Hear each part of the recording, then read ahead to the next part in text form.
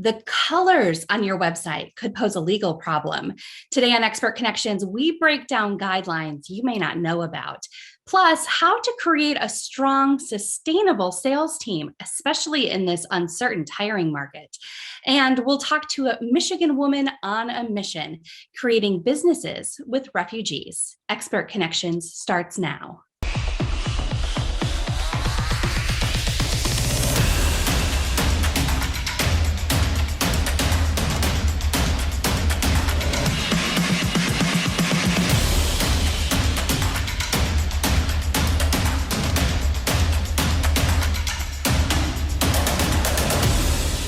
When you think about making your business accessible, you probably think about brick and mortar, things like wheelchair ramps and bathrooms, but that's just the beginning. Welcome to Expert Connections. I'm Julie Holton. In this ever-evolving digital world, businesses must follow accessibility guidelines for virtual spaces. That means websites and, yes, even Zoom meetings. We put together a special panel for you, our legal and marketing connections expert. Joining me, John Mashney, an attorney at Foster Swift, Jesse Flores of Super Web Pros, Seth Getz of Symposia Labs, and Paul Schmidt of Uno Deuce Multimedia. Thanks to each of you for joining us today. Hey, thanks for having us, Julie. Guys, we know that accessibility is the right thing to do. It's also a legal requirement. So John, let's start with you. Can you give us a brief overview of what Web Content Accessibility Guidelines, or WCAG, what do businesses need to know? So a number of years ago, the federal Congress passed the American with Disabilities Act, which for the most part meant that many buildings, sidewalks now are accessible to people with disabilities. However, in the last 10 years or so, there's been a movement to say that a business that has a web presence online, that web presence is considered a place of public accommodation, meaning it's open and available to the public. And now it is subject to the requirements that are in Title III of the ADA, or the Americans with Disabilities Act. So there's not been very much guidance from the Department of Justice, which administers that act, in terms of in terms of some guidance like, hey, how does a business create a website that can be accessible to people with disabilities? And so courts have really determined that, number one, websites are subject to the ADA, and courts actually disagree on the extent to which that applies. So, for example, and some courts have said, if you have a website and a physical location, then your website is a place of public accommodation. And other courts have said, no, if you just have a website and your business is making goods or services for sale online, then you're subject to the restrictions or the obligations in the Americans with Disabilities Act. And what does that mean? It means you have to make your place of public accommodation accessible to people with disabilities. And when we look at disabilities online, one of the main ones is people who are blind. They have to be able to access your website in a way where they can do it through the readers that they have. And the main guidelines that people follow, because there aren't very many, there's no guidance from the Department of Justice, are these web accessibility guidelines, sometimes called WCAG standards, and they're being updated all the time. So that's the current lay of the land. States are even passing laws that govern this as well, but the main thrust is the Americans with Disabilities Act. And John, we know, of course, lawsuits make headlines and businesses pay attention to these lawsuits. The DOJ, as you mentioned, has taken action against some big names recently: H&R Block, Carnival Cruise Line, number of universities. Who is most at risk for legal action? Yeah, I would think particularly anyone who has a website and a retail location absolutely has some exposure here, and they should absolutely be working with usually their developers, their marketing people, to make sure that their websites are accessible or at least meet these WCAG standards. That's the current, both the DOJ and also plaintiffs' lawyers that's the standard that they're going to want businesses to meet.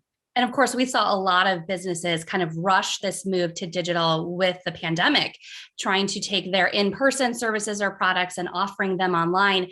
Jesse, let's talk about what website accessibility actually means. John mentioned we're talking especially about those with visual impairments, those who are blind. What are we talking about on a website? Yeah, that's a great question. And as John said, really the idea is to remove barriers so that anyone can use the internet. And certainly, some sort of visual disability is probably the most common, but there are other kinds of physical and cognitive and auditory disabilities as well. And in some cases, you might even only be temporarily disabled. Imagine you break your arm, right? How do you interact with your keyboard if you can't use your arms? Or I didn't used to use glasses. So as we get older, right, our bodies change, and so some things that maybe used to be easy aren't as much. And so the idea of accessibility really is about making sure that anybody who comes to your site in whatever state they're in is able to access it and interact with that content. And unfortunately, for too long, that just hasn't been the norm. And a big part of it is that, one, some of the direction that John said, it's not really clear what all the guidance are, and they change a lot. But there is a bunch of legacy code out in the internet that is not built with this kind of idea in mind. And the remediation itself can be both time consuming and expensive. Jesse, I think it's important to point out that some of these things you're talking about too, we're talking about color contrast, the fonts being used, things that, perhaps, color contrast, for example, if someone maybe is colorblind, what is your website going to look like to this person? It's not just simply blindness, as you were talking about as well. Jesse, why are so few websites accessible? Yeah, I mean, I think there's a couple of reasons why, and certainly couldn't name all of them. Some of it is the legacy code that I've described before. I mean, this was not something that a lot of people, when they kind of got online and started thinking about the internet 20 years ago, they weren't thinking about, these kinds of things, right? A big part of it too is that many people, when they build their websites, they're using pre-built themes, pre-built plugins that themselves might not have been coded with these standards, but they've got this functionality that I really like. I really want to be able to do this particular thing, like book this thing or whatever the thing is, right? And so you've got this cool idea, but that software wasn't built in a way that was accessible. And so one of the most important things that I tell our customers in terms of accessibility is you've got to start when you're redoing a site or you're building a new site. You've got to start strong, choose good software from the beginning, vet the themes, vet the plugins, and really start to make sure that from the beginning, you're thinking about this at least going forward. And if you're starting a new project and you've got a lot of legacy code, because maybe it's not accessible, but it might be great for SEO, we've got to figure out ways to remediate some of that stuff as we get into it. But the reality is it can get expensive. The tools themselves can be kind of expensive, and really it's going to be kind of case by case basis until there are more standards that are more consistently enforced throughout the web. So let's talk expense. Seth, just like we have the so-called green tax for sustainability, there is cost involved here. Are there affordable options, especially for small businesses, for accessibility? Julia, as you're talking about, and you mentioned how making it accessible is the right thing to do. And John talked about how it's necessary from a legal perspective. I think it's fascinating how if you do it and do it right from a user experience perspective, it makes it better for everyone. A small example in the real world, but when they made ramps, the curbs into ramps, you know how much easier that makes it for me to take my kids for a bike ride. It's surprising, and it's a great thing. So it makes it better for everybody.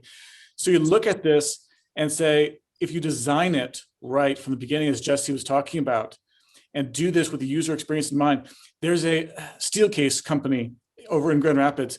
A number of years ago, back in the 80s, they built a massive new world headquarters. It was a monument of a building. It was amazing. They poured millions of dollars into it, but they did not consider usability. And in 10 years, they deserted that building and sold it for pennies of a dollar because everyone hated to work in it. So I look at it and say, you've got to come at this thing from the perspective of the user experience. And to do that user experience, you've got to have someone look at it. We used to think of websites as being, you've got to make it beautiful and then code it. You've got to add an additional step in there now. You've got to make it beautiful, look at the user experience, and then code it accordingly. And there are getting to be tools out there that will help you to identify these different things. Tools that will look at it and say, here's the contrast that you have on these pages. It needs to be at this level. And when you make it better that way, it makes it better for everybody. Paul, with so much business being done right now through video, how do we make sure to prioritize accessibility? Well, actually, it's an interesting situation because it's a lot of the platforms are making it easier to at least provide the closed captioning at a basic level, almost automatically. YouTube, Facebook, all the social platforms are offering closed captioning as part of the whole process. Now, to really get accurate on it, there's other platforms you can use, such as Rev, that can really dive deep into making sure everything is spelled and is accurate on your video, but you at least get a chance to start there. But the other aspect of accessibility I want to touch on, especially when we're talking about Rev, is ESL and people that do not use English as their main language. That's another accessibility feature that a lot of folks don't talk about, especially for those in populations that use a different language other than English. And so these platforms such as Rev offer that as well. And that's another huge accessibility functionality that spreads to different audiences. And then for the other accessibility function is audio descriptions. Now, Netflix is really big on this, and being able to have that situation for those who are sight impaired to be able to engage with your media from that situation. And as was brought up before, there are costs to this, because you're adding to video or creating another situation in which you have to create an accessible functionality for differing audiences. But as Seth mentioned, that means everybody gets to enjoy the media that you're producing and putting out there. John, one last question. What steps can businesses take to prevent legal problems? So first step is, if you're hiring someone to build a website for you or a web developer, make sure that built into that agreement is compliance with these WCAG standards, the most up-to-date version. And second is, if you do receive a letter from a plaintiff's attorney on behalf of someone with a disability, make sure you take it seriously. There are serious consequences, including paying all the attorney fees for the person with the disability. So make sure you take those seriously and you work with an attorney who has experience in those matters. Thanks so much to all of our experts. We want to make sure you have access to additional resources. Head to expertconnections.tv and click the link for marketing or legal connections.